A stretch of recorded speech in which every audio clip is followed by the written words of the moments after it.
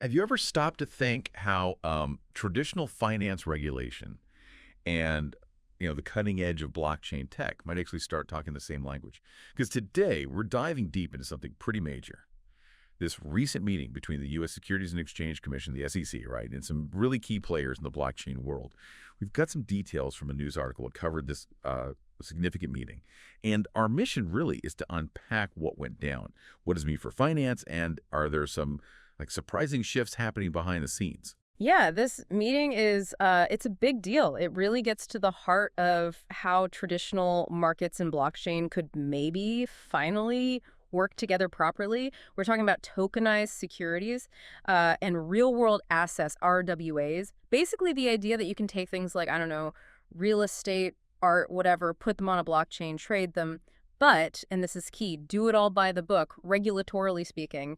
Historically, the relationship between regulators and crypto has been, well, let's just say tense, is putting it mildly. So if there really is a change in how they're approaching this, like the reports suggest, it's not just interesting. It could be a genuine turning point for potentially trillions in assets moving on chain eventually. Okay, so let's unpack the meeting itself then. Who was actually in the room?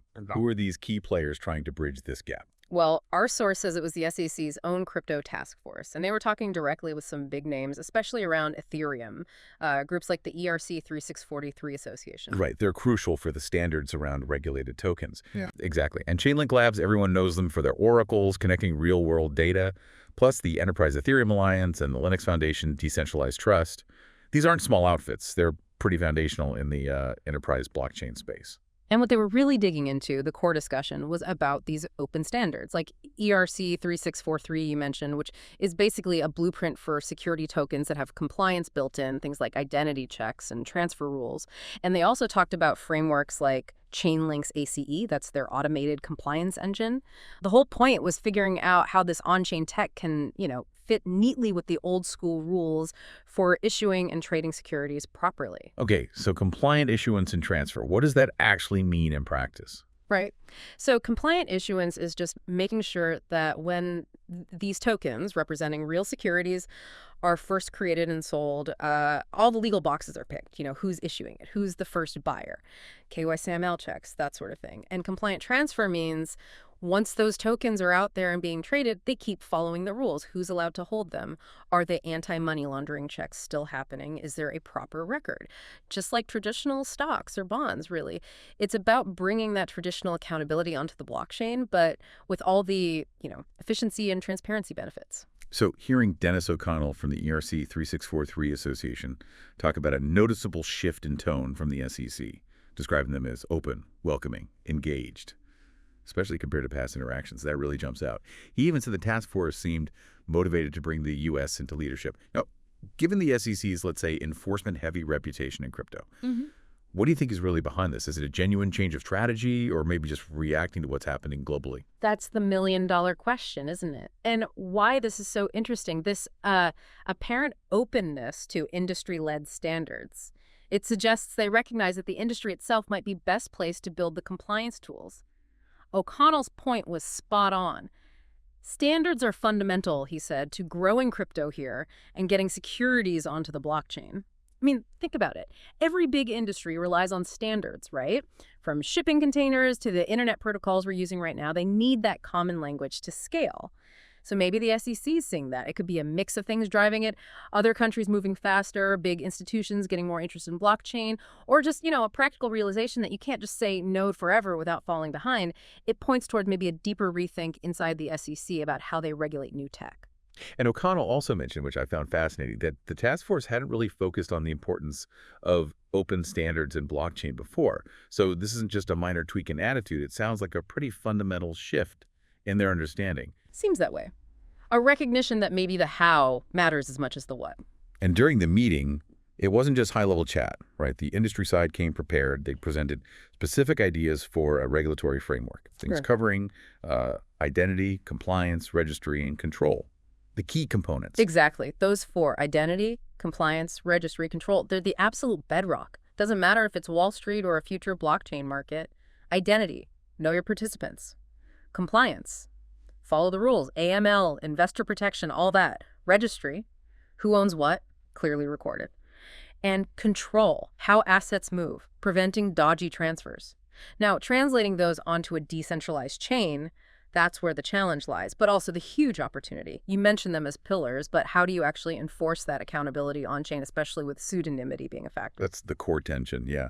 And the source says the SEC didn't sign off on anything specific then and there. No, wouldn't expect them to. Right. But they were open to understanding how new technologies in blockchain wreak concerns around identity, control, and compliance. And that willingness to dig into the how, that feels pretty significant. It really does, moving beyond just identifying problems to exploring potential solutions. Okay, so the meeting itself showed a shift. But then things got even more interesting after the meeting, with signals from the very top of the SEC. We saw reports specifically mentioning SEC Chair Paul Atkins.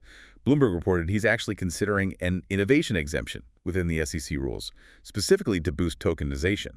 Whoa, an innovation exemption. Okay, that could be massive. It suggests creating maybe a specific, perhaps more flexible pathway for these new tokenized securities and trading systems. Things that don't quite fit the old rules written decades ago.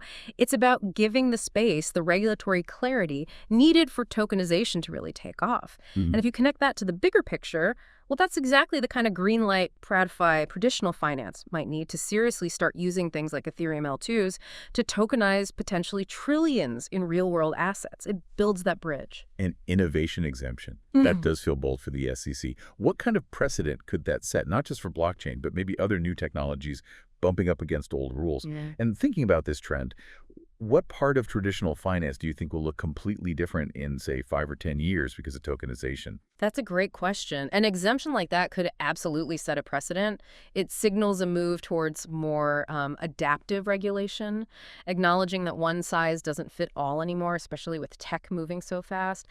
As for what changes, I'd point to private markets, things like venture capital, private equity, maybe even fractional ownership of real estate. Right now, those markets are notoriously illiquid, opaque, kind of exclusive.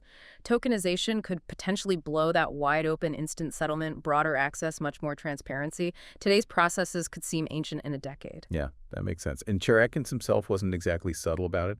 He came out with that quote that everyone picked up on. If it can be tokenized, it will be tokenized. Yeah. That statement coming from the SEC chair, it's huge. It's basically acknowledging that this isn't a fad.